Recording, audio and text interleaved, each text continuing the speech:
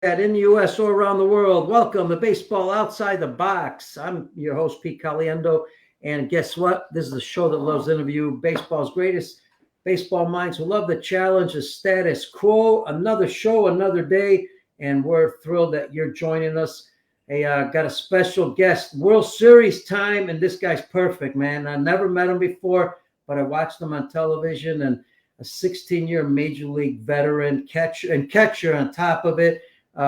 He was in 1997 with the Marlins World Series champions. So he's got that background. He's got so much. Also with the Blue Jays Sports Network. It was actually Sportsnet, a sports analyst, but there's a lot more to him. And I want to get to it right away because we could talk about his career and everything that he's done in the game. He's continuing to give back to the game. Let's welcome a now British Columbia resident, right? Let's welcome Gregg Zaun. Hey, Greg, how you doing, buddy? I'm doing good, Pete. Glad to be here, bud. Hey, listen, I mentioned British Columbia because I've been there like 15, 20 times. We were just talking about it off the air. I guess I better ask you that right away. You went from California to British Columbia. How'd that happen? Well, roundabout, a lot of time in the game of baseball. I ended up, skipping the early parts. Ended up playing for the Blue Jays for 5 years. Enjoyed the best 5 years of my career, most productive. During my time there, I developed a bunch of relationships, including one with Jamie Campbell, the host of Blue Jays Central. He brought me in as a playoff analyst while I was still playing. And wow. So I did that for 5 years. I mean, it's kind of bittersweet because, one, I didn't make the playoffs, so I was available for 5 straight years. But it was great for me because I was able to develop a relationship with Rogers Sportsnet. They were able to understand and get comfortable with my abilities in front of a camera and my ability to break down the game and articulate it. So when I decided that I was going to retire, which was spring training of 2011, I already had guarantees from the network that they were going to hire me as their full-time analyst. Now, up until that point, they did not have what you would call a pregame show. They had, Jamie would come on and do about 5 to 10 minutes worth of, recap on the week, news around Major League Baseball, and then throw it to the game. In a span of 3 days, I retired, hired an agent, negotiated a contract with Rogers, and they rewrote the entire summer lineup around a new 30-minute pregame show that you know as Blue Jays Central. Yeah. And I did that for 8 years with Jamie.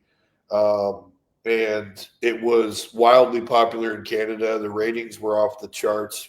There were even some stories about us, beating Hockey Night in Canada at certain points in the year, which would be an absolute coup, especially in Canada. But yeah, I enjoyed that aspect, that part of my life, and that little kind of mini career in broadcasting. So, and then when it was over, rather unceremoniously, it was time for me to move on. So I went back to doing what I do best, which is teach the game of baseball. Yeah, you know what? And we're going to get to that because in just a short time I talked to you offline. You brought up some great stuff about the development of the game. On a selfish side, I've had a podcast for a few years, probably had 300 episodes. But I got to ask you this because here you are as a player, you're all of a sudden jumping in as an analyst right away. Some of the things that you did how did you prepare for that? What did you, look, you didn't know really what to do. So what did you do to prepare for it? Learn? Did you watch others? Because, I'm always trying to get better as a podcast host. Great advice on something like that. Well, for me, we had this thing called the rookie convention seminar, whatever, where each team will send 3 prospects. They said they used to host it right in and around Washington, D.C. And they would fly, 3 prospects in, minor league guys from all the organizations, and they would do media training amongst other things. And I learned from a lady named Andrea Kirby, who was really great at communicating things. And I just kind of naturally felt fine in front of a camera. And it was just basically the logistics. I'm one of those guys, if you give me a list of things to do and you tell me how to do it, I can go execute it.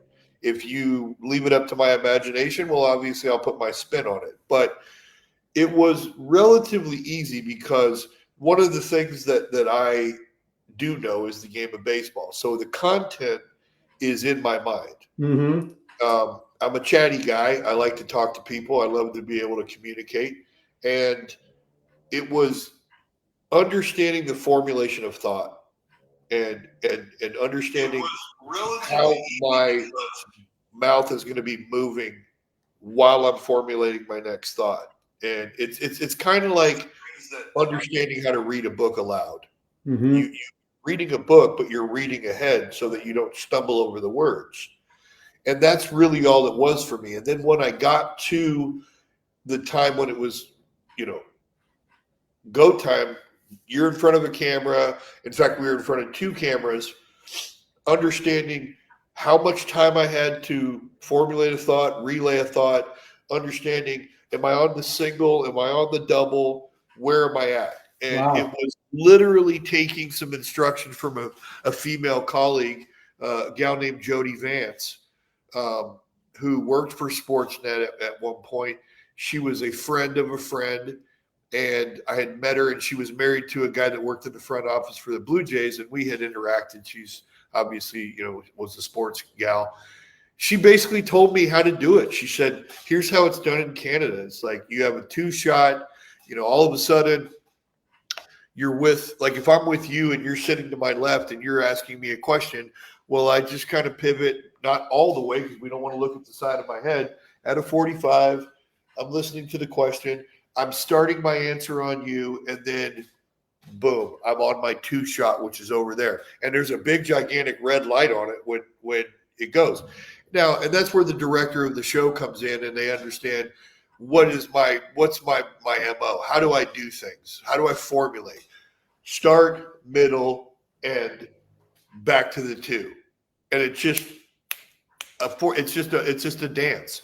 And when you understand where the cameras are, what your timing is on how to formulate an answer and relay, because you don't want to go too long, you don't want to go too short, because then there's uncomfortable silence. And meanwhile, your partner, who's not even on camera, he's writing something down and not even looking up, and you end abruptly, and now he's caught, and there's dead space on the broadcast. It looks and sounds terrible, and so you get into this ebb and this flow, and your producers, your directors, they automatically know that, hey, I'm starting here, and then all of a sudden I'm on my 2, and as they see me roll back, they know it's time to go back to the 2-shot so that we can see both people on camera. And the thing that you don't do is you don't fake them out. You don't do this. You just, once you go, you go. And that was how we did it. Now, formulation of questions. It was easy for me because my team trusted me. They brought me in to analyze. My broadcast partner, Jamie, had absolutely no ego whatsoever. He teed it up for me, and it worked. People loved my crazy suits. Well, I didn't think they were crazy. I just thought they were stylish. People began to call me the Don Cherry of baseball because I wore very flamboyant outfits. I was very outspoken, very polarizing. We used to laugh and giggle about how it was, Gregg's the 90-10 guy. 90% of the fans love him. They want to hear what he has to say because he doesn't pull any punches. 10% of the fans hate him no matter what he says. But 100% of the people are going to tune in to see what he's wearing.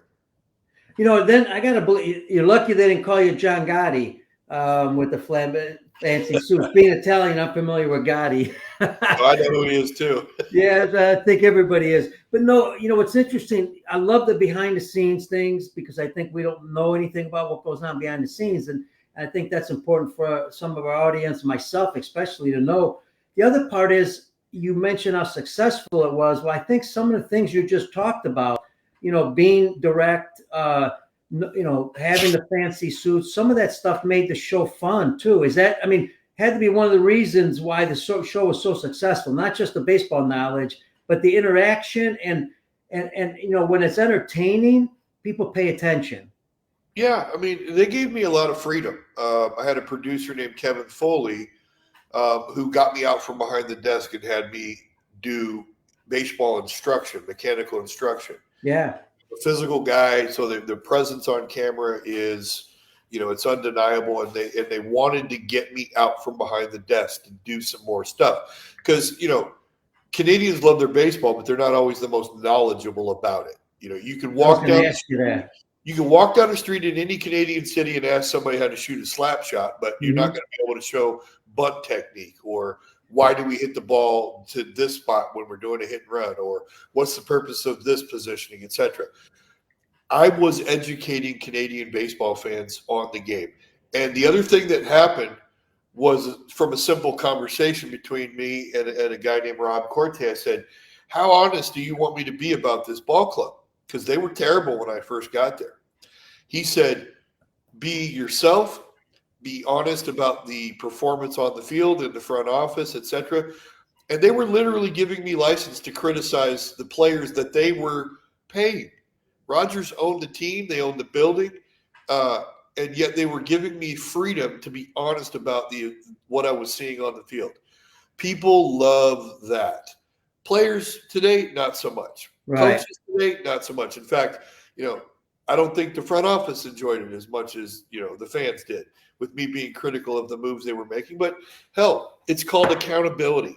And so the honesty, the no punches pulled, the animated, guy in front of the camera that they loved because they were used to seeing a guy like that in Don Cherry at Hockey Night in Canada. I didn't play. I if somebody played well, I told you. If they played poorly, I told you. And I probably offered an opportunity for somebody to get better and learn something. Because as you know, the game's not actually being taught anymore. It's just like it's like a video game now. It's ridiculous. So I was very polarizing in my approach. I said what was on my mind. If something rubbed me the wrong way, people knew about it right away. And for the most part, I would say 99% of the time, it served me well as far as generating audience. It's one thing I love about the playoffs, and we're going to talk about that too. And I really appreciate your time, Greg. I know as we're talking, you're very busy and doing a lot of things. The analysts now in the playoffs are not connected to their teams. So I look at a guy like AJ Przinsky. I like him because he tells it the way it is. He's not afraid to tell you, if you're doing something wrong, what happened and so forth. But you're right. Nowadays, that's your team, boy, you cannot talk about things that, you feel are bad or what they're not doing right. Or if the team isn't constructed correctly, you're really not allowed to bring those things up. No, I mean, they're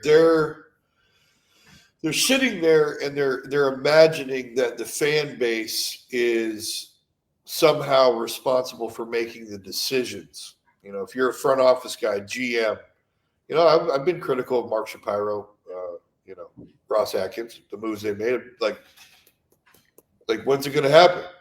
How long is it going to take for you guys to get a team to the playoffs? Well, they did.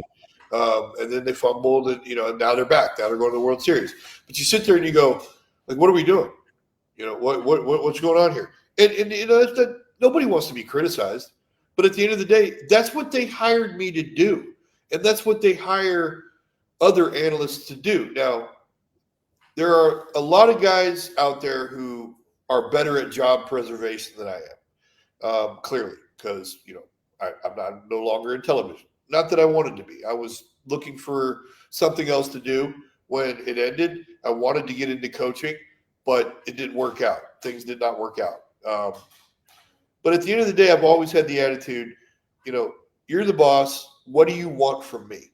What do you want from me? And they wanted the character that you saw on television, the Don Cherry of baseball, the outgoing, the flamboyant, the mouth, the vitriol. They wanted all of it, and the fans loved it. So, and there's no denying it. The first 3 years that I was with that organization as a broadcaster, the record got worse and worse and worse under them with John Gibbons as the manager and the front office. But the attendance at the ballpark and the ratings on the program up, trending upward. Every single year it got better, more people. So, and people were saying that I was bad for business in the front office. And I was like, really? I don't see it. The attendance is growing. The people that are watching the program are growing. The number of people that is growing. So no, the numbers don't support it. You guys are all into the analytics. Well, analyze that. Yeah. You tell me what's going on. People love it. They don't want to have, I don't know whether I'm allowed to use profanity, but they don't want you to. No, it's all right. They don't want you to bullshit them. Right. They don't need sunshine blowing up their backside. Right. They're tuning in. They don't want to hear from a guy like me. Okay, I wasn't a star player, but I managed to scratch out 16 years. Okay, they want to hear reality. They want to hear the truth from me. And if I sit there and I say, well, this probably wasn't a good idea, or that was poor execution, maybe if he had tried it this way, it would have worked out better. That's what they want to hear. They want the truth. And that's constructive criticism. And I'll tell you what, I'll tell you from a fan standpoint, I'll give you a great example. I'm from Chicago, so I got the White Sox, Cubs. I grew up more Cubs guy. I'm happy for both, but I'm more of a Cubs guy, and I like day games. I love watching day games on TV. That's why I also was a fan of the Cubs. But the Sox had a show, a post-game and a pre-game show with Ozzie Guillen, right? Yeah. I watched it all the time. Yep. Why? Because he was a straight shooter. He was fun. He talked. He entertained. It was constructive. Sure, once in a while he said some things a little wild, but who cares? If you're looking at attendance, that's what people want. I agree with you 100%. We don't want boring people on the radio, TV, or anything else. We want people that can entertain and educate.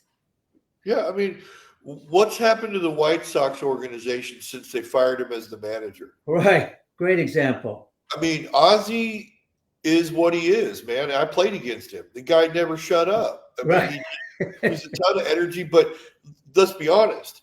The dude knows his stuff. Sure. You don't play that long in a position like shortstop in a major market like Chicago and not pick up a few things here and there. I've been around the game my entire life. My Uncle Rick Dempsey, played 24 years in the big leagues.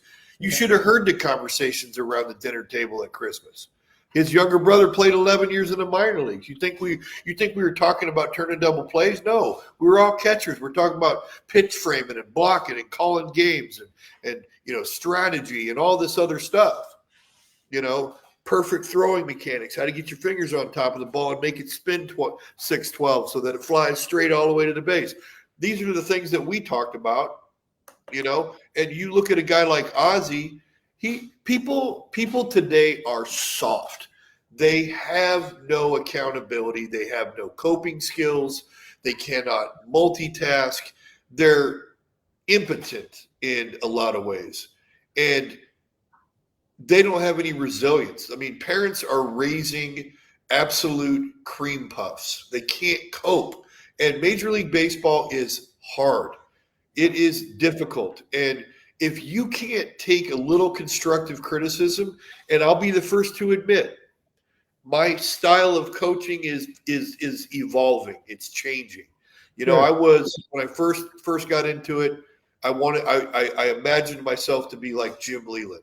Well, when I played for Jim, it was like that. It was Jim's way or the highway, gone. He had so much clout in the game. He would send guys back to the minor leagues for not getting a bunt down. Call a guy up from the minor leagues. He doesn't execute one simple fundamental play. He gone. All right. So that was me. I was like, look, I know I wasn't a great player, but I can understand failure, but I don't understand a bad approach. I don't understand not being prepared, and I don't understand a lack of hustle. Those three things right there would get my ass up like you would not believe. And I'm the manager. Why do I need to tiptoe around on eggshells? Well, I learned, not everybody responds to tough love the way I did. So as I said, my coaching style had to evolve over the last few years so that I could become a better communicator. So instead of screaming and yelling, now I'm okay. Listen, I know it's not your fault. Nobody taught you how to bunt. I get it. I understand. Nobody taught you how to play team baseball. I get it. You don't really understand why don't I get to show off my arm and throw it all the way to the base and airmail the cutoff man. You know, I'm trying to get to the big leagues. I need people to see my skills. Well, this isn't a showcase, Johnny. This is a game. And there are other people on the field with you that want to win ball games. We don't want to be standing out here for 4.5 hours while you figure out your cutter isn't working. You can't throw strike one. Okay? Okay, great. Awesome. The spin rate's amazing. Go get the iPad out after the game and, do your little nerdy thing. Oh, God, my spin rate's amazing. Why am I not in the big leagues?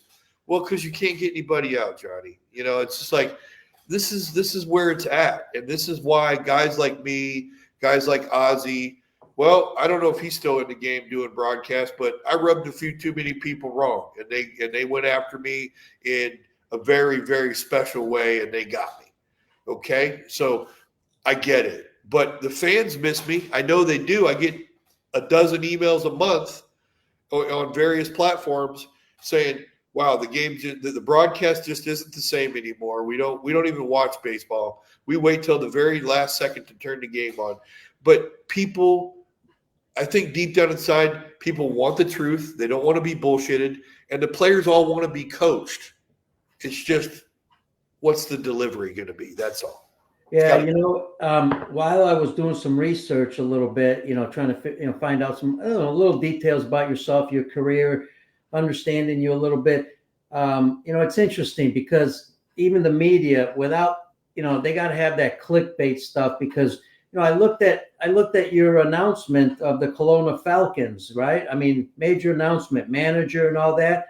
Yeah. But what's the first thing they mentioned? You got released from broadcasting. Now you're managing. Yeah. Why was that important to put in the title? Pete? It's because it's amazing. It's cheap. It's cheap broadcasting. Look, you brought it up. I'll tell you. I made some mistakes. Okay. No, but you know what? And I can't. I've apologized for it. I've never ducked it. I've never tried to deflect blame. All I've ever said was, if I had been classier, if I had just said no to the female colleagues and fans, the advancements on me, the people trying to approach with me and play reindeer games, adult reindeer games in the workplace, if I had just been classier and said no, I still would have got fired. I guarantee you most of the reason why I was fired was because I was making too much money. Because everybody else at the network that was making over a certain dollar amount, they all got fired. I was the first one to go. Gregg Zaun, scandal. A bunch of dudes making over $500K, they get fired. Nick Kiprios, Coach McLean, Bob McCown. And then what do? Bookended at the other side with another scandal, Don Cherry. He got fired for saying "you people," which he had said 100 times on air, and all he was trying to suggest was that people that are immigrating to Canada maybe show a little respect by wearing a poppy in November. Really not a big deal. Right. He's an old man. He speaks a certain way. People loved him, and they threw him under the bus. And they did the same thing to me. They used a great, basically a death blow, which was the Me Too movement. And again, I'm not deflecting. I'm saying I could have been classier and avoided all of that, but I still would have got fired. No doubt. It was about money. And I behaved poorly. And you know what? I lost my marriage over it. I lost friends. I lost my livelihood. I still can't get a job in affiliated baseball. Wow. I've had great conversations with multiple organizations about it. Hell, I've even had a couple of organizations tell me flat out, we're a publicly traded company. You can't make it past the first round of HR interviews because of this. Really? Really? How is it that Michael Vick and Martha Stewart did prison time and they're back on television? Prison time. Yeah. I had inappropriate conversations with willing female participants in the workplace.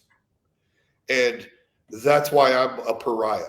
I can see if, and then we'll get on to talk about some baseball stuff too. And, I can see if, like, I know like Pete Rose, made a mistake early on. And I'm familiar with this because I used to work for the Italian American Sports Hall of Fame. My boss was George Randazzo, passed away, great guy, the National Hall of Fame, for the Italian American National Hall of Fame. And I remember him being on the phone with Giamani's secretary, and I remember the comment was if Pete would have just admitted, that he had an issue, possibly, he could have gone in and helped people. He didn't want to admit it right away. So I can see sometimes when you don't admit it, okay, you're going to get, backlash from it, and they're going to stay away from you. They're not going to hire you. But you know what? You just said, hey, I went maybe a little too far. Okay, I apologize. What happened to second chances? I mean, I see second chances all the time for other people. And now I can vouch from this, talking to you offline, baseball wise. Wow. The game of baseball would do great to have you as a coach, manager. You have a big league guy who's a catcher for 16 years. How many catchers make great managers, great coaches? Understand the most difficult part of the game. I mean, you tell me, it's managing the pitchers, the bullpen, how you manage them all year round. No, is that not one of the most important things a manager has to do? Yeah, it is. And I'm really good at it. I'm not even going to try to pretend like I'm not. I understand matchups. I understand workload, and I gravitate towards guys that are gamers, that are grinders. And you know what? They gravitate towards me. They know I got their back. They know I was telling you about my Lexington club. I had dudes at the end of the year in Lexington, my guys in Mexico this summer, my bullpen guys, they were like, as soon as I took over the team, they were like, holy smokes, this is how you run a bullpen. We went on a run, and the guys they would go through a brick wall for me because they know I'd do the same for them. I had their back. I put them in positions to be successful. And I did not set them up to fail. I never will. I demanded a lot out of them. I demanded a lot out of my starters. I'd flat out say, look, you guys need to pick up the slack here. I go, don't be looking over your shoulder when the fifth inning rolls around and you're winning a ball game. You only got 80 pitches. Let's go. These guys down in the bullpen need a break too, bud. Why you got to always depend on them? And then sit over there in the corner and sulk when they give it up because they pitched 3 days in a row. Like, no, you're right. But like catchers, we see everything. We're the only one facing everybody else, and everybody else is looking at us. So I'd be a moron if I didn't pick up a little something about where should the third baseman be playing? Where's the shortstop at? The center fielder, is he reading the bats? Why isn't he moving to the outfield side? This guy's late on fastballs. And these are things that I see and that other people don't. Like I always go back to the way the game's being taught or not taught, how they're raising robots. Go back to the Texas Rangers versus the St. Louis Cardinals World Series. You get into that game in Game 6. They were, 3 outs away? The Rangers were 3 outs away from winning the World Series. Yeah. Okay. And David Freese hits a fly ball to right field that landed on the warning track. Yes, okay? I remember that clearly. Off the wall. Didn't even get off the wall. And I'm sitting there and I'm screaming at the television. Okay, what is Nelson Cruz still doing in the game? Yeah. Where's your defensive replacement? Okay, there's problem number one. Problem number two. Why isn't Nelson Cruz standing on the effing warning track? Because an extra base hit is the only thing in this situation that's going to kill you. And the dude isn't a defensive wizard. It's easier to run in on a ball than it is to go back. So put him on the warning track. If you're not going to take him out of the game, put him on the warning track as soon as the extra base hit is in play as the killer. And you sit there and you go, where's Ron Washington? Why isn't he doing this? What happened in this situation? Why aren't his coaches going, Wash, Cruz, get him in no doubles, bud. Like, what the hell's going on? I never miss this stuff because my brain is sitting there going 4 pitches ahead of schedule because that's how I had to call a game. 4 pitches ahead. Oh, by the way, shoot, he missed his spot. Now I've got to reboot the next 4 pitches in my brain on the fly. That's why catchers make better managers, because we've been taught from an early age that we have to think 3 and 4 pitches ahead. Mm-hmm. I'm sitting there with a lineup in my pocket. I'm keeping score on my lineup. This guy's hit 3 line drives tonight. He doesn't have any hits, but I'm definitely not going to let my starting pitcher face this guy one more time. He's already hit 3 balls hard, or he's looked like a fool twice. I definitely want my starting pitcher to see this guy one more time before I go to the bullpen. These are all things that we are looking at. We're thinking about it. Well, it's a 1-run game. What is it about? It's about management of in-game decisions. Okay? It's like, what is the kid's best chance to throw a strike in this situation? I need him to make this guy swing the bat. Okay, it's a 1-run game. Where's this guy's power? Where's his chance for extra base hits? The pull side. Well, hell, I'm not going to give him anything to hit that he can pull, because he might catch one out front and it goes out of the yard, or it gets in the gap or down the line for a double. And now they've got the tying run in scoring position, but sac fly tie game. Now we're in trouble.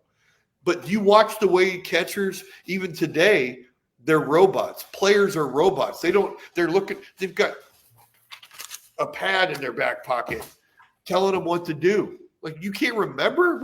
We committed all this stuff to memory in a 15-minute meeting before the series. Plus, we watch baseball. We understand where this guy hits the ball. But they don't understand this anymore, Pete. Nobody's teaching. Nobody's paying attention to the nuances of the game. And I watch the pitch selection. I watch, where are they standing? What are they doing? Why they're doing things? And I'm scratching my head and I'm going, the management isn't that you can't write this stuff down. You can't get a computer to spit it out. Yeah, I can tell where he hits the ball most often. I can look at the strike zone and go, well, he's a little bit weak in this spot, but am I going to throw it there 15 straight times? And what if the situation says, don't even think about going there? All right, well, I better get somebody else out there. Or here's an idea, be able to execute to multiple spots in the strike zone. Because even with the game being what it is today, with the juice balls, the juiced bats, the joke ballparks, I would still, as a manager, be willing to stomach a little bit more an opposite field home run beating me versus a walk and a pull side double in the last inning of a ball game. That's just the way we think, us old school guys. That's how we were brought up. What's the worst possible thing that could happen here if I do this? Well, I better not do that. What's the best way to steer away from my danger zones? This is how I do it. Well, I'll tell you what, you talk about a coaching clinic. You just gave one. It was outstanding. And I'll tell you why. Because it's interesting you brought that up. There's so many things that are important in the game and what we need to teach. But to me, what you just talked about, think 4 steps ahead, understanding the game, teaching it. Here's where I think we make the mistake in all this. And I think you'll agree with me. And that is, we're not letting kids play the game on their own a little bit nowadays. We're not teaching them enough. I mean, because if you don't start doing that with 10, 12, 13-year-olds and allowing them to make decisions, make mistakes, learn the game from the coaches, get them to think ahead a little bit, understand how everything you're talking about. If we were teaching that to coaches that are working with young kids, and those coaches were allowing them to do that instead of going to just the showcases and, like you said, being robots. Why can't a 10-year-old, I've said this for years, why can't a 10-year-old running the bases, if the ball's in front of them, make the decision? It's one of the funnest things I could ever think about when I was a young kid, that we played on our own. I made all the decisions. I didn't have anybody tell me anything, and I wasn't very good, but I loved the game because I could do that on my own. I didn't have what we have nowadays. I think you hit it on the button. Coaches are telling them exactly what to do at the young levels. That's why they don't know what to do when they get older. I called my own game since I was 11 years old. Yeah. I learned how to do it. I made a ton of mistakes. But Pete, it starts with a game of catch. This is where the game starts. A game of catch, mom and dad, little boy, little girl, backyard. Game of catch. Fundamental hand-eye coordination. T-ball. I played T-ball 8 and 9 years old. 2 years of T-ball. Point A, point B, barrel the ball. Catch the ball. Throw it. Hit him in the chest. We used to play a catch game. 1 point, 2 points. Yeah, I remember that. Zero points. Yeah. 1 point, 2 points, 0 points. Okay. We had fundamental abilities. We'd go down to the ballpark with a bag of crummy balls, a bat, bungee corded to our BMX handlebars, a couple of ratty gloves, 2-on-2 over the line. Guy at shortstop, guy in left field. Guy flipping underhand, guy hitting. If it didn't reach the outfield on a fly, you're out. That's why we call it over the line. Yeah. And once it reaches the outfield, you have to run to first base and touch it before the outfielder can throw it back to his partner at shortstop. Little game of fundamental hand-eye coordination. Okay. They're starting kids off in organized baseball too young. They're playing competitively year-round, which is a mistake. They're traveling way too much. Okay. I'm not a big fan of traveling just to travel. You want to go to the Cooperstown experience? Okay. Get the best team that you can put together in the Tri-County area, not just your little hometown, and because you've got 15 parents whose parents can afford the trip. You go collective all-star game from a region, all-star team. You get parents, coaches, do a fundraiser so that it's not pay to play, and the best 9 kids go, but everybody gets the experience. And then when they go to the big diamond and the game goes to a screeching halt again, because remember, we're looking at 60-foot bases, kids throwing 60 to 70 miles an hour in the Little League World Series, which is like 95 to 100 on 95 to 100. And then we screech it we grind it to a screeching halt when they go to 90-foot bases. The game gets like, woo. Left fielder and the shortstop can shake hands because nobody can hit it out. All right. Some idiot leagues out there are giving the kids wood bats to play with in that exact same year that they make the transition to the big boy diamond. And the fundamentals were never taught. So we've got injuries and lack of interest. People lose interest in the game. So for me, it's first things first. Can we play a fundamental game of catch? Okay. Can we get a barrel on a ball? And how do we run the bases? Now we learn how to field ground balls, catch fly balls. And when I teach kids, my formula is I teach you how to move. I teach you the timing of the movement. Then I teach you how to approach the movement. Movement, timing, approach. It may take a kid 3 years before I can teach them an approach. Absolutely. But we got to put the cart behind the horse. We've got people rating 11-year-olds. Oh, he's the number 5 rated shortstop in Philadelphia on this particular report. And you're sitting there going, what? Why? Who cares? This is a joke. I mean, what are we doing? This is a game for the parents. This is not reality. This is a game. Nobody cares. And you and I both know that the athlete we're looking at 15 is a totally different athlete than the one we're looking at 17. Absolutely. Why do we have 15-year-olds saying, well, I'm committed to Texas A&M? Yeah, well, how committed are they to you? Yeah. Really? You don't think if somebody comes along that there won't be 5 other dudes that play the same position that you play that are going to come along in the next couple of years that are better than you? And now with the portal and the NIL money, who cares? It's almost more productive to just put them all in the same venue year after year after year, and everybody makes their picks. Like he goes to this team, he goes to that team. I don't even know what we're doing anymore. But player development and learning and understanding the game is gone. I've had players come play for me in Mexico that told me flat out told me there's only 5 guys on every minor league team that the coaching staff even gives a shit about. Mm-hmm. The other 20 dudes aren't getting coached. And they're definitely not teaching a guy to understand the game. I had a left-handed hitter, 2-hole guy, 420 on base, 320 batting average, couldn't pull the ball. He's left-handed. He hit first and second in the lineup, couldn't run the bases, wasn't a great outfielder. And when I asked him, we had a leadoff double in a big game, and I knew he couldn't bunt. He couldn't bunt. The most home runs a guy had ever hit in affiliated ball was like 7. 7. Wow. Not a home run hitter. So how do you not know how to bunt? Well, they don't teach it. Right. Wow. And then I said to him, I go, okay, so they don't teach it. You know why I didn't give you the bunt sign there in the first inning, leadoff double? Because most people don't know this, but 70% of the time in the big leagues, the team that scores first wins the game. So why wouldn't you take a leadoff double and try to turn it into a run right now by bunting it over and then let your 3 and 4 guys take their shot? So I said to him, I go, you got 4 pitches, middle in, to pull a ball to get the guy over from second to third. And he goes, they weren't strikes. And I was like, they weren't strikes. I go, could you have hit them and put them in play to the pull side?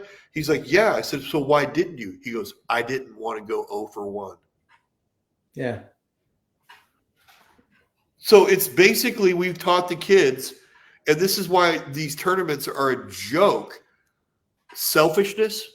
It's all about your stats, your metrics, because that's all that matters. And then on the other side of the coin, from a scouting perspective, are we even looking at a body of work that suggests that these guys are dominant players at the level that they're at now? Remember when we were kids, you didn't get a D1 scholarship, you went to a JC. Right. You went proved yourself for a year, maybe 2 at a JC, and then a D1 came along and they said, hey, here's some scholarship money. We want you to come play for us. You were a late bloomer. Maybe you didn't have good grades. Hell, maybe you even had a criminal record. But now you're ready to come join this D1 program. It's about development. How are we making these kids better? So I'm looking at it now and I'm like, without a body of work, hell, they don't even play high school ball anymore, Pete. They're just traveling. They go on these travel missions. Where's the body of work? How can I look at you and say, well, he hit 420 at a big high school in a state where that's really competitive. It's easy for me to project that this kid is probably going to be a competitive player at the next level. Or are we looking at one swing on a videotape that has maybe verifiable exit velocity because it's been collected by TrackMan? Well, I can tell you right now, I already know that the TrackMan stuff that they're collecting at the batting cages is inaccurate. It's fake as hell. It's video game junk. I just saw it at a batting cage. We had a 130-pound kid hit a ball off the TrackMan, and the video game said it went 400 feet. I was like, no, it didn't happen because a 130-pound kid doesn't hit a ball 400 feet. I can hear it. I don't need the machine to tell me that it went that far because I know it didn't. Nor do I need a machine to tell me that it went 420 when I see a big, strong man barrel one up. I'm like, we got into that one. I can even tell you where it went just by listening.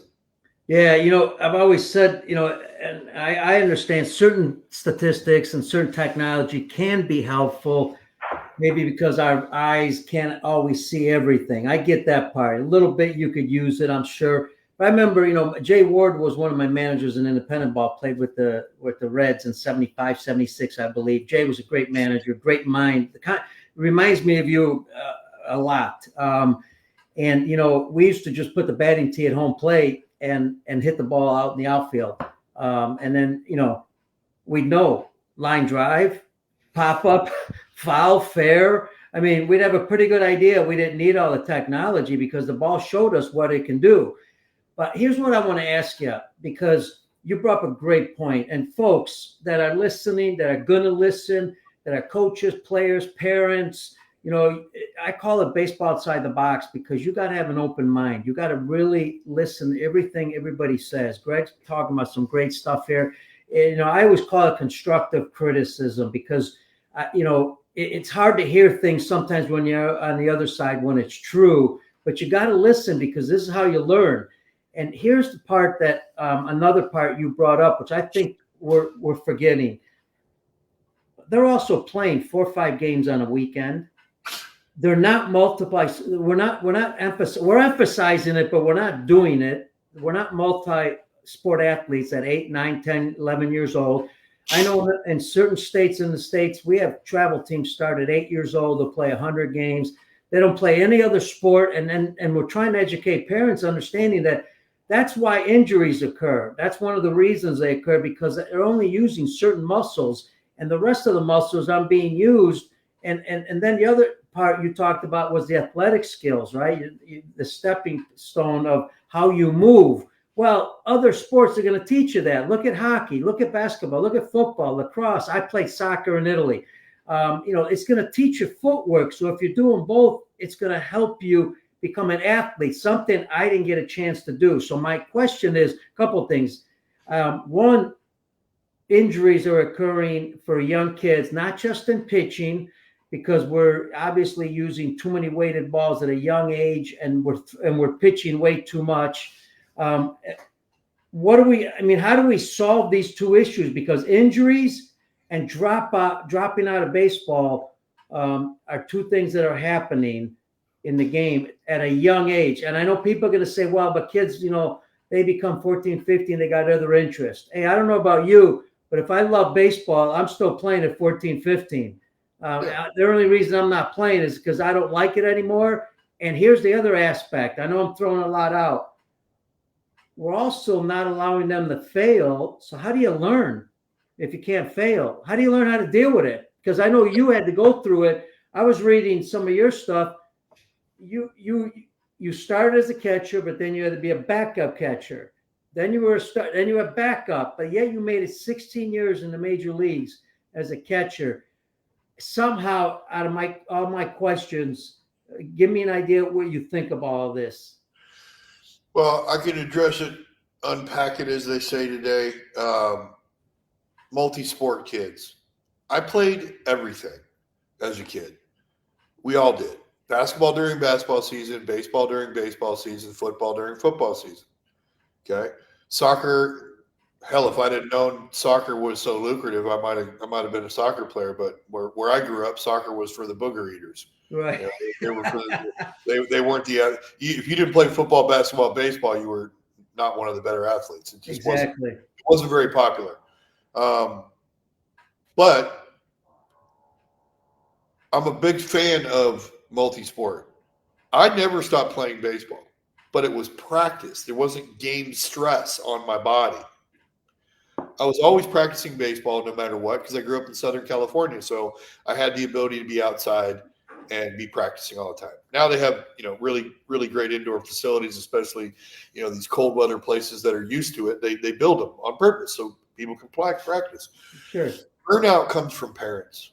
Burnout is parents forcing their kid to do something that they really don't want to do, and they're really not that good at it. And the reason why they're not good at it is because they didn't spend enough time in the beginning harnessing enthusiasm, athletic ability, and training up the fundamentals. It starts with a good game of catch. Point A, point B on the bat. If you can't catch it, throw it, or hit it, baseball's not going to be very fun. Right. And you're not going to get to run the bases much either. Okay? Kids need to be outside running and jumping and playing and monkey barring and all this stuff.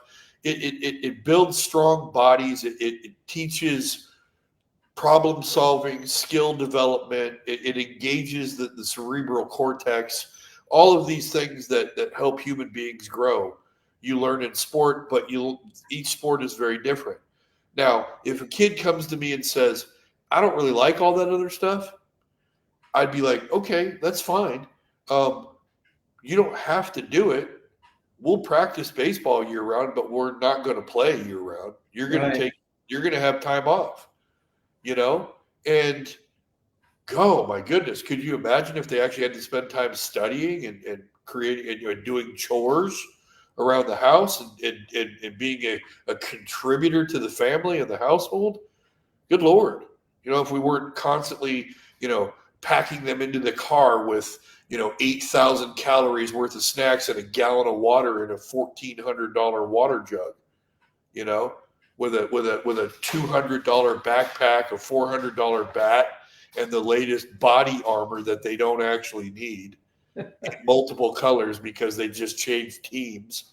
Like, give me a break, kids, parents, all of this stuff. Just let them go play. You know, your kid will decide whether they like it or not, but I can promise you, if you really want them to like it, you need to give them a foundation of fundamentals. Catch, hit, run, all these things. They need to learn how to do that properly at a young age, and it starts in your backyard or at the park. Mm-hmm. Sorry, parents. It requires parenting. It requires presence. You got to be there. You know, my dad worked all the time when I was a kid. My mom, being the athlete in the family, she played catch with me until she couldn't.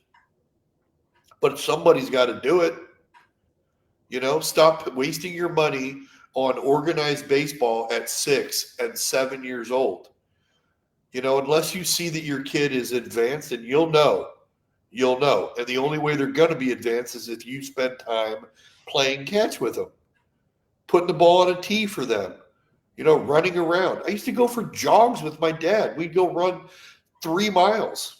I was an 8, 9-year-old kid running 3 miles with my dad.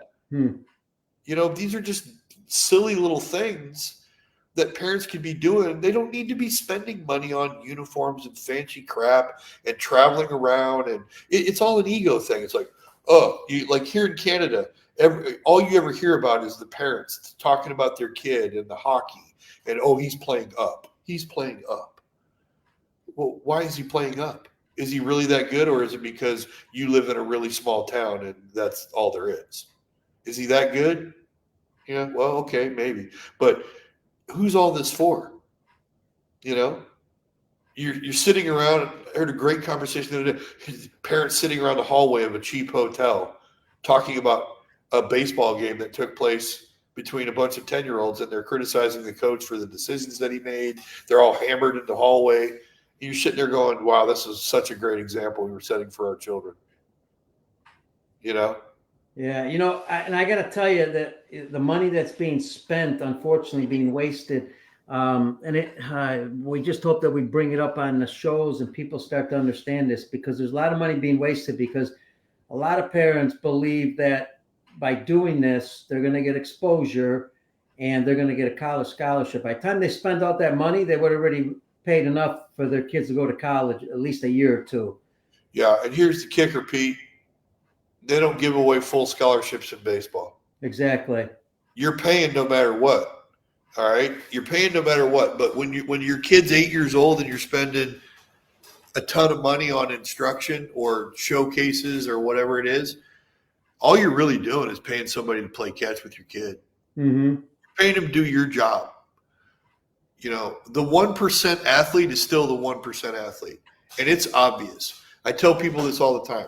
I said, all right, I'm not going to take travel ball away from you, but you're asking for my advice, so I'm going to give it to you.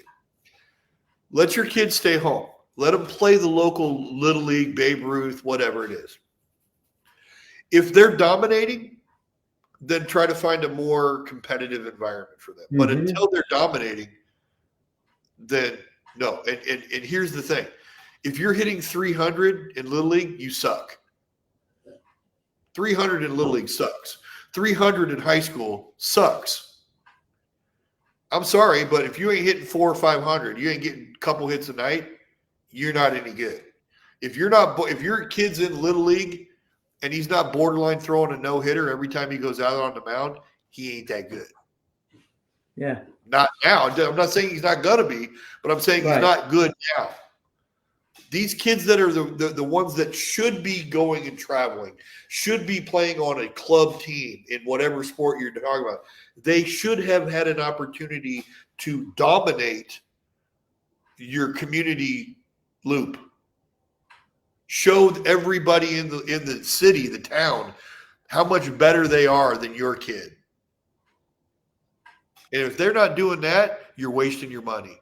What you should be spending your money and your time on is more skill development. Mm-hmm. Finding a reputable guy, and I'm not necessarily saying it's me, because I'm not sitting on the bucket anymore. I don't do that anymore. But there are reputable guys out there that can help. But if all you're doing is just placating your child and just so they have the ability to say, yeah, my hitting coach when they go to school. No, it's when you've exhausted your ability to play catch with them, load a ball on a tee, spend time with them. Find somebody. When your knowledge of the game is exhausted, that's when you go and seek out help. Absolutely. And so we come to something that I know you're passionate about, given our previous conversation, the volunteer coaches in youth sports. Mm-hmm. Well, these people are saints in my book, but it doesn't necessarily mean that they're doing the kids any favors. Okay. I'd rather see kids not be coached if they're going to get poor coaching. Right. I agree. And so people like me, people like you that know the game, it's our job to educate the volunteers. The organizations need to reallocate what they're spending their money on. Like, I'll be honest with you. I'm not cheap. My time is valuable. I have a daughter of my own. I have a life. I have a team. I coach, now I'm coaching a summer ball team. I'm selling ads. I'm doing all this stuff, but I'll do it, but it's not free. But what I can do and what people like me can do is we can take your volunteers and we can say, hey, here's how you play a proper game of catch. Thank you for your time. Here's how you hit a ball properly off a tee. Here's what a swing path is supposed to look like. Here's the mechanics of it. Here's how you organize a practice. Here's what you need to look for. And even get them on their feet and show them and allow them to feel what it's supposed to feel like. So that they go with their glorious volunteered time and they actually do some good for the kids. And the kid's not learning something new every single summer based on what the new coach is watching on YouTube from some guy who really probably doesn't know what he's doing anyways. Yeah, and you know what? I love that you keep going back, and we need this more and more, that you keep going back to the fundamentals, because like you say, if you can't play catch, you're not going to play this game. It's not going to be any fun, and then obviously they love to hit. So if you're not hitting, you're not going to have fun. You're going to find another sport. That's just common, right? If I'm not doing well, why would I stick around in this sport? I'll go find something else that's a lot more fun to do. So I love that you bring that up. And the other aspect too is you had to deal with failure in your life like anybody else. And I think this is important for our volunteers because, that's one of the things we tend to be negative a lot of times in the game as coaches. Sometimes as volunteers too. And volunteers, are, like you said, are well-intended. That we need them. They're great people. They're trying their best. We need to help educate them. We need to give them the resources to do that. We can't just ask them to pay for stuff because they're already giving up their time. That's why I think what you said was critical. Associations need to be responsible for educating their parents and how to work with young kids. And I think the game will grow. But one of the aspects is if I strike out 4 times and I'm 10 years old, I'm going to get depressed. And after a while, I'm not going to play the game anymore. So my question is, throughout all the years, even at the big league level, every time you had to go back and be a secondary catcher or whatever happened in your career, how did you constantly deal with the failure aspect, or the part that where you got knocked down and you had to get back up? It's not that easy. It's easier said than done. There's a mental aspect to this, and I think we're not teaching kids. And I'm bringing it up, Greg, because that was one of my biggest down points of my career as a young kid. I could never deal with the failure. So I think I could teach it better now because I couldn't deal with it then. That's what ruined me. So how did you deal with it? Well, not well early, well. But the key for me that allowed me to survive and develop those coping mechanisms in the game, because let's be honest, baseball is an amazing place, and it's really the only place where you can fail 7 times out of 10 and be a Hall of Famer. Right. That's depending on who you ask. Glass half full, glass half empty. 70% failure or 30% success. That's how hard hitting a baseball is. Okay. If pitchers failed 70% of the time, they wouldn't be in the game. Right. Okay. So going back to fundamentals. Mm-hmm. I'm going to tie a nice little bow. It goes back to that. Sure. It always does. And here's the thing, and this is why the system is broken now. It comes down to having a body of work, a memory, a recall, a career, if you will, of successful moments. I hit 400 in Little League. I hit 400 in high school. I won tournament MVP at this particular situation. I played on this all-star team. We won the championship here. Take it all back down to, I'm going to hit you in the chest, Dad. Bam. Victory number 1. I'm going to hit you in the nose, Dad. Victory number 2. I tell people all the time, and this is something I learned, from a book called The Mental Game of Baseball, and I learned it later on. I would never have been able to last as long as I did because I didn't develop mental skills on how to deal with failure until much later in my major league career. I was already a major leaguer when I really got a feeling for I'm in control of my own self now. Before then, I would ride the emotional roller coaster of 0 for 4, 4 for 4. Threw a guy out, somebody stole the base. Like it was an emotional roller coaster. But deep down inside, I always knew I was a really good player. And the reason why I knew I was a really good player, and it was only a matter of time before I was the player I wanted to be, was because I had been a stud at every level. T-ball, I was good. Little League, I was the first. That's the only time I was ever a first-round draft pick. First pick in the Little League draft. Okay? But I had moments of success that emboldened me, gave me my self-worth, gave me my vision of myself. And my vision for me was Gregg's the best baseball player around. He's the best catcher in the world. He's our best chance to win a game when it's on the line. He should be at the plate. But all the little victories that I had along the way helped create that in my brain. And there were times when I got whacked back down to earth and, maybe I'm not as good as I think I am. No, yeah, you are. You're really good. You just had a bad moment. And that's where, when I developed the mental skills later on in life, I was like, I'm still the best player in the world in my brain. I just had a bad moment. I'm not bad. The moment was bad. The performance was bad. But I'm still awesome. So but that all comes down to, hell, bam, game of catch. Little victories. Hey, I'm going to hit this ball over your head off the tee. Wow. How did I do that? Well, I just committed that to memory. I want to do that again. That felt great. Wow. I did it again. I did it again. I did it again. I did it again. And so you go and you have all of this success that creates your inner vision of yourself. Without that, you're unsure. What we have right now on the baseball diamonds all over from high school to the big leagues is a bunch of insecure players.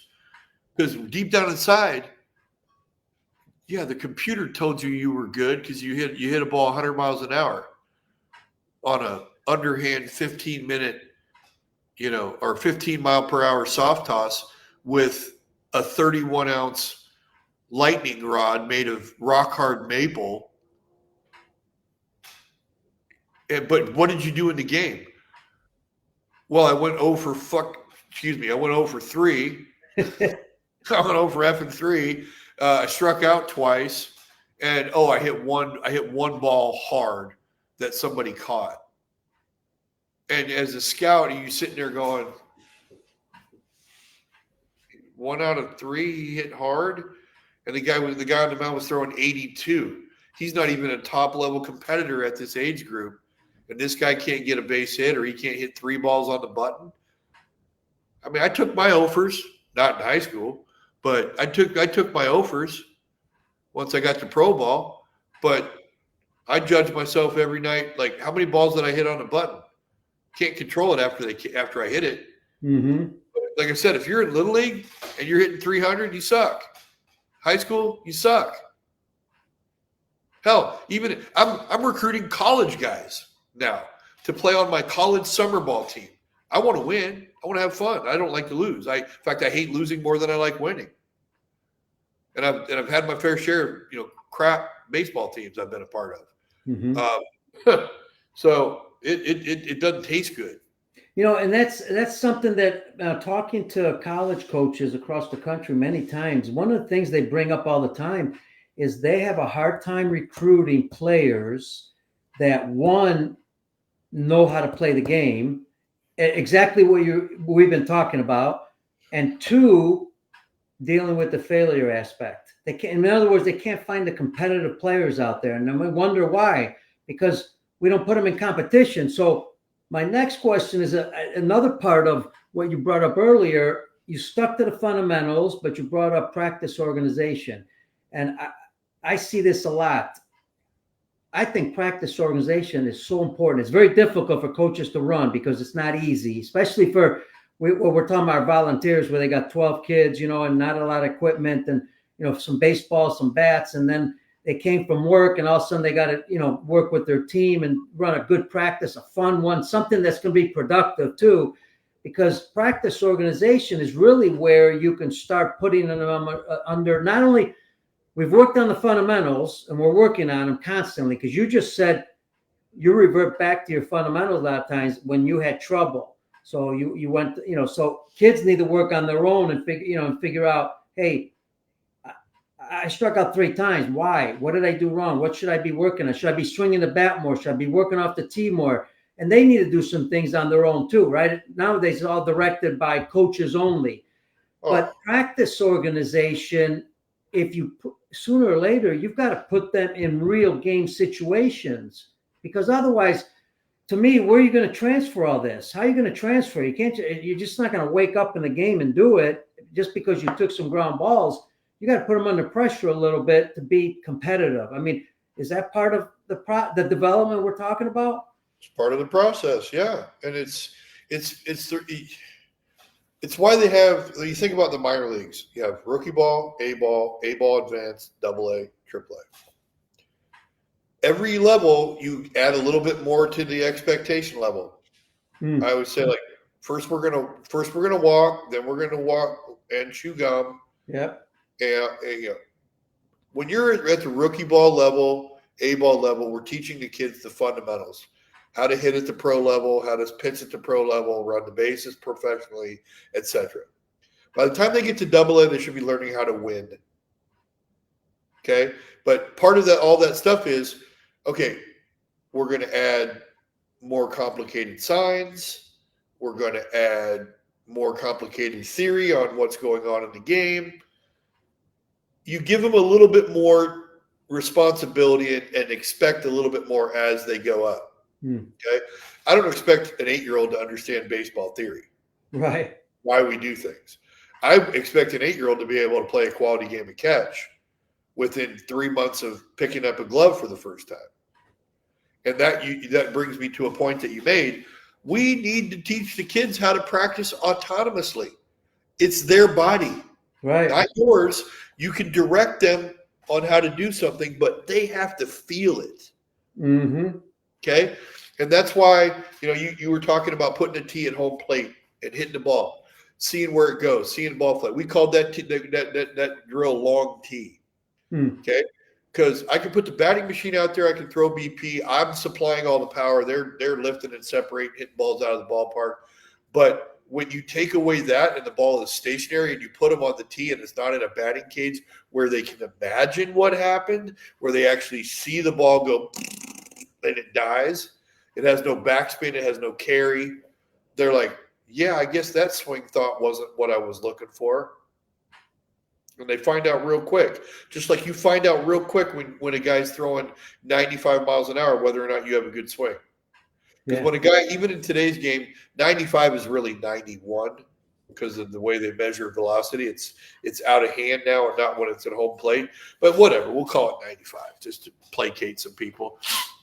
If you can't hit 95 down the middle, 4-seam 95 down the middle, you can't play in the big leagues. So if I tell you it's coming 3-0, 3-1, 2-0, 2-1, and it's right down the middle, dick high, and you know it's coming and you still can't get the barrel to it, something wrong with your swing. Something's wrong with your approach. So better fix it. Better fix it quick. And you would think, it's funny because I remember when I was giving lessons a long time ago, way back, we used to throw the ball underhand, but now we throw it overhand. But when you're not, when you're throwing overhand, but you're only throwing 30, 40 miles an hour, and like you said, and you're not hitting 3, 4, 5 line drives in a row, something's wrong. Yeah. Right? Because what happens when the guy's throwing 75 miles an hour? If you can't hit it at 50 for line drives. So I think a lot of times too is when we're doing drills, you're talking about off a tee, because it'd be kind of boring. We don't make it competitive for them either, right? I mean, I remember golfers, I'm not a golfer, but, taking shots, saying 10 of them were putts. And their goal was to make 8 of them, right? I mean, 9 of them. If they could make all 10, it'd be great. But they were competitive. They weren't just happy because they hit the ball. A lot of times we're just happy because we hit the ball off the tee. That's not, sooner or later, like you talked about earlier, if you're a really high-level player, you need more competition, right? Well, we need to make the drills competitive too. So that way, 1, it's not boring. 2, they're getting better and understanding how to be more competitive. I tell them right out of the gate, here's how you work with a tee. And here's the results that you're looking for. Until you get these results, you're not good. Put the ball in this position. Here's how it's supposed to spin. Here's where it's supposed to hit in the cage. And if you can't do X amount out of 10, you're not good. Keep working. And if you did 5, your goal should be 6 next. Should be. It's still. I'm pretty hardcore. It's like 8 out of 10. 8 out of 10 every time. Yeah. Off the back of the cage, not the top of the cage, back of the cage. Yeah. A lot of these kids are satisfied with hitting the ball. Right. I tell them, what part of the ball are you trying to hit? Mm-hmm. That's how focused my drills are when I teach hitting. I'm looking to hit a certain part of the ball. And I tell people in the game, I'm like, listen, here's the situation. You've got this really broad focus, okay, the game situation. What is it that you're trying to accomplish? Trying to hit the ball hard the other way to move the runner. Okay, you're right-handed? Yep. He's right-handed? Yep. What do you think he's trying to keep you from doing? Probably trying to keep me from hitting the ball to the right side. In today's game, they're probably just thinking I'm going to strike him out. But I said, okay, well, if you want to hit the ball hard to the right side, what part of the ball do you need to hit in order to do that? And they're like, huh? I'm like, no, what part of the baseball do you need to hit? I don't understand the question. Well, you have a round ball. You have the inside part of it, the top part of it, the back of it, the bottom side of it, and the outside part of it. If you're trying to hit a ball hard the other way, what part of the ball are you trying to hit? Inside part of the ball? Yes. Are we trying to hit the ball in the air or on the ground? On the ground. What part of the ball do you hit to make it go on the ground? The top. Okay, so top and inside part of the ball will make the ball go on the ground the other way hard. Wow, what a concept. And they're like, and I'm like, yeah, that's basic stuff. I said, okay, so here we go. I'm asking you to hit a ball hard on the ground the other way. Okay. What part of the ball are you looking for now? Top inside part of the ball. All right, here we go. And I start flipping it to them, or I started overhanding it to them, or I put it in the machine. And now they're focused on a specific part of the ball. Bam, bam, bam. And all of a sudden, zzz, zzz, zzz. And then the light bulb comes on and their minds are blown. Because now they're not just trying to hit the ball and hoping to manipulate it the other way. They're actually going up there with a focused plan on what part of the baseball I'm going to try to hit and what's the result that I'm trying to get and how do I get it. Simple geometry. Yeah. In my mind, it's simple geometry. Angles. Well, hey, that's teaching the game, and I'm going to go back to we're not doing that enough at the younger levels. Oh. So that way they, like you said, it's like the minor leagues. In the minor leagues, they got more time, but if you're an 8-year-old, you're starting somewhere, then you're 9, you're advancing, then you're 10. It's kind of like the minor leagues. You keep going up, and if you're not focusing on just winning, which we're doing too much at the young levels, because it's funny.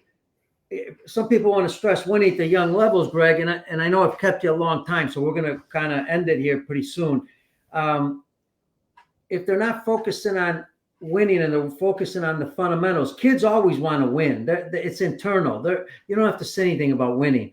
But if you're teaching the fundamentals, those eventually are going to make you successful, not only as a team, but I think as important as a player too, because even though it's a team game, if I'm 10 years old and I'm not successful, guess what? I'm going to soccer. I'm going to another sport that I can be a lot more, have a lot more fun and be more successful at. Yeah. Well, it's fun to be good at something. Absolutely. Why not practice until you're good at it? Yeah. Why are we worried about, like, I mean, I'm not going to be one of those guys that says, well, let's not turn the scoreboard on. Okay, well, if we're not turning the scoreboard on, what do we need uniforms for? Well, no, you got to have a scoreboard. Right, but so we're talking about two different things. Are we talking about practice and player development, or are we talking about games? Right. Okay, and games are part of player development, but like I said, if you can't have a game of catch and hit a ball, you're not going to be very good. And that's where we rush kids to pitch ball, competitive baseball too young. These guys, the whole thing about T-ball, I remember T-ball would be like, I'd be sitting there looking at the defense, be like, yeah, where are you going to hit it?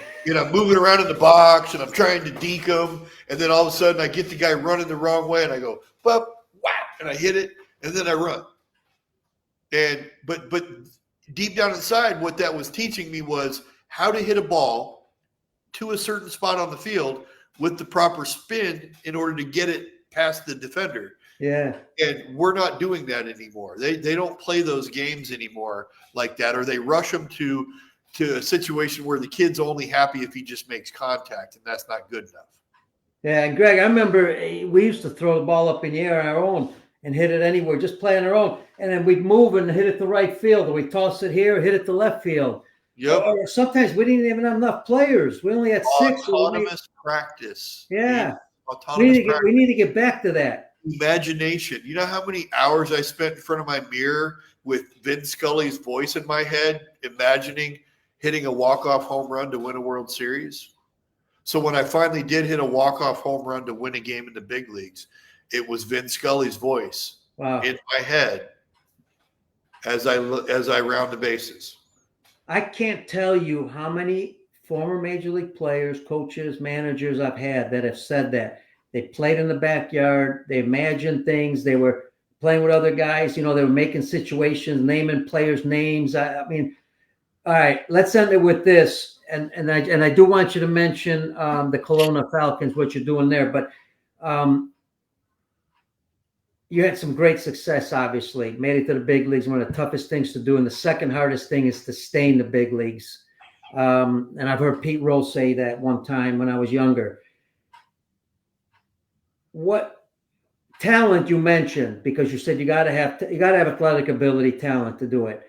What's the other things that allowed you to get to that level that you think got you there? Well, I'm going to disagree with you one thing. I think it's harder to stay in the big leagues than it is to get there. I meant stay there. Yes. Yeah. Okay, sorry. That's what Pete Rose said. Pete Rose said it was harder to stay there than it was to get there. Yes. Yes. Gotcha. You got to be resilient. You got to be absolutely resilient. You got to understand that there's no magic pill. It's not luck. Used to think so myself, but it ain't luck. Guys that are good for a reason. They're either super talented, super intelligent, or a combination of both. But resiliency, the game, especially for an offensive player, it's a game of failure. But it's only a game of failure if you're looking at the end result. I read something a while back that kind of changed my perspective, changed the way I coached. My job as a hitter is one-on-one against the pitcher. If I hit something that goes off my barrel at over 90 miles an hour, I won the battle. Okay. What happens after that? It's different. My confrontation with the pitcher ended as soon as the ball left the bat. Now my confrontation is with the other 8 guys on the field. And whether or not they beat me by catching it and recording it out, that's something that's out of my control. So it's really not a competition. My competition was me versus the pitcher. Okay. When I'm catching, me versus the ball. block it, throw it. Did I win the battle? Sure. So if I can stack up all those little victories on my way to my ultimate goal, which is winning a championship, I'm pretty happy, because I walk away from every single day. I'm not looking at the box score. I'm looking at my mental box score. And I'm thinking to myself, how many victories did I have today? Yeah, that's awesome. And you got to the final one, which is the World Series of Major League Baseball, winning a World Series with the Marlins. Hey, two things. End it with however you like. But two things I want you to mention.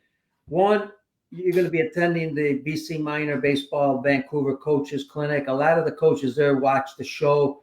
I want you to tell the coaches there, which most are volunteers, and a lot of them work with 14 and under. As you know, that's one of the areas that they're trying to develop a lot, is really help coaches that are working with 14 and under. Why should they attend that coaches conference? And two, mention about your managing position with the Kelowna Falcons, a little bit about that, the league. Yeah, I mean, as far as the coaches clinic goes, I mean, if I'm there, I'm an open book. It's what do you want to know? I'm there to help. I want to convey simplicity. I want to hammer home the idea that it's really point A to point B. That's important. Yeah, it really is. I mean, wow. You think that these major league players are doing something like very intricate, etc. They're not. They're just really good at point A to point B, and they're consistently prepared and on time, etc. I can help people understand what that looks like. And we talk about all these things, like if you don't have a renewable, sustainable resource of good players, like for your elite programs, let's just assume that we want all that stuff to continue. We want these cash grabbing organizations that are just taking advantage of parents and players and selling the fact that they have a chance to be something that they probably have no chance to be at all. Okay, whatever. But here's the thing. If you want those organizations to flourish, if you want those players to get an opportunity, you got to have a sustainable resource, which is fundamentally sound players that understand the game and love the game enough to keep signing up for all this elite stuff.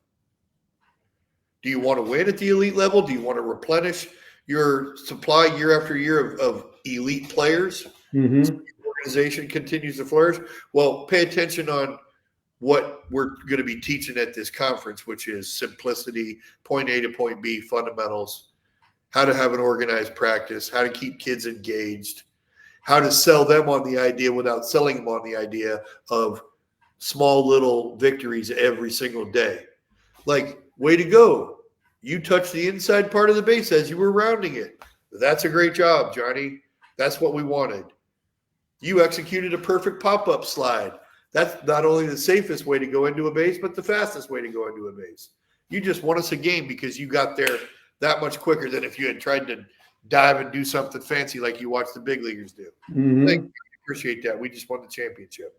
Yeah. You hit a cutoff, man, and we threw somebody out at the plate, and we won a game. Way to go, Johnny. You remember that time when we did cutoffs and relays? You did it perfectly. And, oh, by the way, shortstop over there, love the way you got turned sideways and you rode the throw and you were in a perfect position to receive and throw it. You remember what we did that day. Remember how much fun that was? And when you threw, little Stevie out at home plate, everybody laughed and giggled because he was out by 20 feet. Yeah, I remember that. That's what you're going to see from me all the time. It's simple. It's back to the basics, fundamental stuff, and people have tried to pollute it, dilute it, but you're not going to get that from me. I'm going to try to help keep it simple.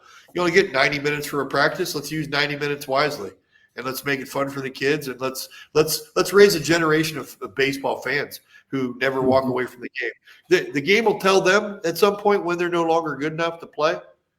But it doesn't mean we want them to walk away. Right. And then as far as me being with the Falcons, I'll be honest with you. I get to be near my kid. I get to live in one place for more than 6 months for the first time since I was 18 years old. I'm 54. Yeah. For 36 years, I've been a nomad. It's been all over the place. But going back to the baseball part, my staff, all going to be professional baseball players. So the kids that are coming to us, they're playing summer ball. By definition, they have aspirations beyond baseball, beyond college baseball. So who better to prepare them for their next step than guys that have actually been there, professional baseball players. Problem is, most guys like me don't really want to be doing this.